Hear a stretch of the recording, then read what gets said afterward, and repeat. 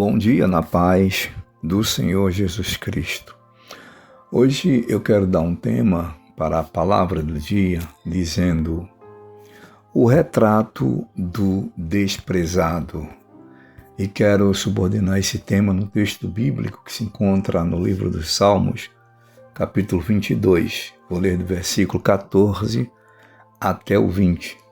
Dizem assim: Como água me derramei e todos os meus ossos se desconjuntaram.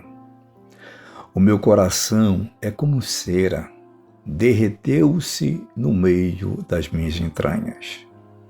A minha força se secou como um caco, e a língua se me pega ao paladar, e me puseste no pó da morte. Pois me rodearam cães, o ajuntamento de malfeitores me cercou, transpassaram-me as mãos e os pés. Poderia contar todos os meus ossos. Eles veem e me contemplam. Repartem entre si as minhas vestes e lançam sortes sobre a minha roupa. Mas tu, Senhor, não te alongues de mim. Força minha, apressa-te em socorrer-me. Livra a minha alma da espada e a minha predileta da força do cão. 22 de abril de 2025. Deus Todo-Poderoso, Tu és um único Deus. É no nome do Teu Filho, Jesus Cristo, aquele que morreu por nós para nos salvar, que estou aqui. Te apresento cada ouvinte, a família de todos, cura os doentes, resolve todas as causas, porque Tu tens poder, Senhor. Te apresento a minha família, a minha vida, essa missão. Eu te peço que seja assim, em nome de Jesus. Bom, pessoal, hoje eu dei como tema para a palavra do dia a expressão o retrato do desprezado. E de quem é que eu estou falando aqui? Que retrato é esse? Será o meu? Não, de forma nenhuma. É um retrato que, inclusive, Isaías, o profeta, quando falou dessa pessoa, ele usou esse termo, que ele foi desprezado, ele foi humilhado, ele sofreu, ele foi sacrificado. Quando falo do sacrifício de Jesus, o sofrimento dele, devo lembrar-vos que Jesus morreu, ele sofreu para que nós, seres humanos, fôssemos salvos dos nossos pecados. Também o sofrimento de Jesus, a morte de Jesus, foi o cumprimento de várias profecias. O sofrimento dele, disse Jesus maravilhoso, foi previsto em profecias do Velho Testamento, e a gente sabe disso, e foi cumprido em sua vida e morte. Mas nós temos um exemplo também de consolação nesse sacrifício de Jesus. O sofrimento dele serve como exemplo para nós, os cristãos, que enfrentamos dificuldades. Ele oferece consolação e esperança para todos nós em tempos de sofrimento. É o retrato dele.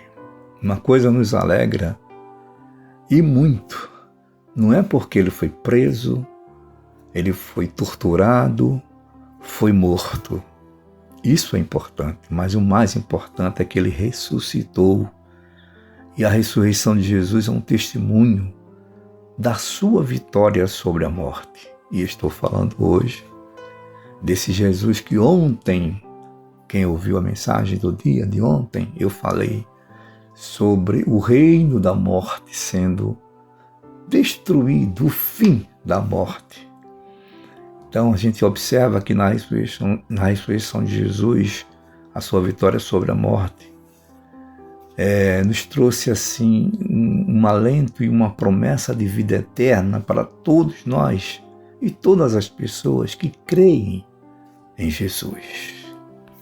Então, gente, é muito importante a gente pensar nisto hoje. O Salmo 22, esse salmo aqui, é exatamente parte, né, que o salmista, em sua revelação espiritual, via, né, esse sofrimento desse homem puro, simples, inocente, um homem que foi invejado, né, pelos sacerdotes, escribas, fariseus, e foi por essa razão que eles não admitiam Jesus como o Filho de Deus. Eles tinham inveja daquele homem que nasceu, não tinha nem um berço para ser ele mantido como bebê, já nasceu em sofrimento, com os pais correndo, fugindo de uma perseguição, e encontraram um local para que Jesus estivesse. Não foi um berço, não. Foi exatamente aquele objeto que se coloca capim, mato, para o boi comer, para o cavalo, né? Jesus ficou ali logo após o seu nascimento. Bom, esse Jesus, o salmista revela como se ele estivesse falando, dizendo: olha, eu como água me derramei, todos os meus ossos se desconjuntaram. Os ossos saíram das suas devidas juntas.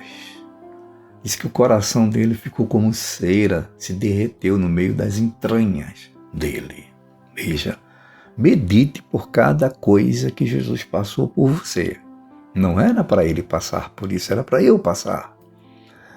Versículo 15 diz que a força dele se secou como um caco e a língua dele se pegou ao paladar. Ele diz que o Pai, e a gente vê isso quando ele clama: Deus meu, Eloi, Eloi, né? Lama sabachthani, Deus meu, por que me desamparaste? A gente vê isso, ele falando naquele momento da sua crucificação. E aqui ele diz: me puseste no pó da morte. Agradou o Pai moê-lo, triturá-lo, para que nós hoje fôssemos salvos. Aí ele fala, o salmista, como se sendo aqui Jesus falando naquela revelação profética espiritual que o salmista teve desse momento de sacrifício e morte de Jesus. Ele diz assim, versículo 16: pois me rodearam cães, o ajuntamento de malfeitores me cercou. Lembra da prisão dele, da prisão ilegal, lá no jardim, enquanto ele estava orando? Aí ele diz: transpassaram-me as mãos e os pés, ou seja, os pregos nas mãos dele, pregados ali na cruz, e os seus pés. O salmista já via tudo isso. Aí diz mais aqui: poderia contar todos os meus ossos, eles veem e me contemplam. Quem disse que Jesus era um gordo, sei lá, tinha um corpo de halterofilista, né? Que é a pessoa que pratica halteres? Não. Jesus era franzino por natureza. E outra coisa, ele jejuava, e muito. Lembra do ministério dele, antes de começar ali a ser público? 40 dias e 40 noites sem comer. Então, os ossos dele eram visíveis. E todos podiam contar as costelas, enfim, os ossos. Repartem entre si as minhas vestes e lançam sortes sobre a minha roupa. Veja, isso se cumpriu também quando João, no capítulo 19, evangelista, em versículo 24, diz assim: disseram, pois, uns aos outros, aqui aos soldados que estavam ali ao pé da cruz, eles estavam todos encarregados, né, de assegurar que Jesus seria realmente assassinado, morto. Aí eles, quando perceberam isso, que Jesus já havia, né, sido morto, como diz o salmista, eles falaram assim um para os outros: não a rasguemos, está falando exatamente das roupas de Jesus, mas lancemos sorte sobre ela, para ver quem será. Isso fala de um sacrilégio sem fim. Para que se cumprisse a Escritura, segue o texto de João, que diz, repartiram entre si as minhas vestes, se cumpriu o que o salmista falou. E sobre a minha vestidura lançaram sortes. Os soldados, pois, fizeram estas coisas. Eu quero concluir, gente, dizendo o seguinte. Nas palavras finais que o salmista, no meu entendimento, nessa declaração da pessoa de Jesus, e naquela visão futura de sofrimento, no versículo 19, além de todo esse sofrimento que já foi relatado aqui, veja o consolo. O próprio Jesus reconhece o Pai que o enviou para sofrer, para morrer por nós. Ele diz, mas tu, Senhor, em outras palavras, mas tu, ó Pai, não te alongues de mim. Força minha, apressa-te em socorrer-me. Ele implorou por socorro. Jesus era um ser humano, Jesus não morreu ali como um Deus. Jesus não morre, nunca morre. Quem estava falando foi o ser humano. Deus meu, por que me desamparaste? E aqui ele diz, força minha, apressa-te em socorrer-me. Estava sentindo, psicologicamente, já estava sentindo a dor que no físico ele ia ter que suportar. Por você, por mim, pela senhora, pelo senhor, pela sua família, enfim, por toda a humanidade. Ele diz, livra minha alma da espada, fala da morte, e a minha predileta da força do leão. Alma aqui, nesse conceito desse versículo, é o corpo, é a vida dele. Não está se falando do espiritual, é o corpo físico. Livra a minha vida, a minha alma da espada, da matança, daqueles que vão me matar, e a minha predileta da força do cão. Aí sim, a predileta a gente pode levar para o lado da alma. A força do cão. A gente, de vez em quando a gente denomina, né, um dos adjetivos que a gente dá ao inimigo, ao diabo, é isso aqui. Coitadinho dos cães, né? Cães que falam animais, os cachorros. Mas aqui ele diz, livra a minha predileta da força do cão, do diabo. Aí é coisa espiritual também. Então vamos sempre lembrar que esse Jesus morreu por nós, deu sua vida para nos salvar. Nasceu, cresceu, morreu para me salvar, para te salvar, para salvar o mais vil pecador. Ótimo dia a todos, servo de Deus, Gessé.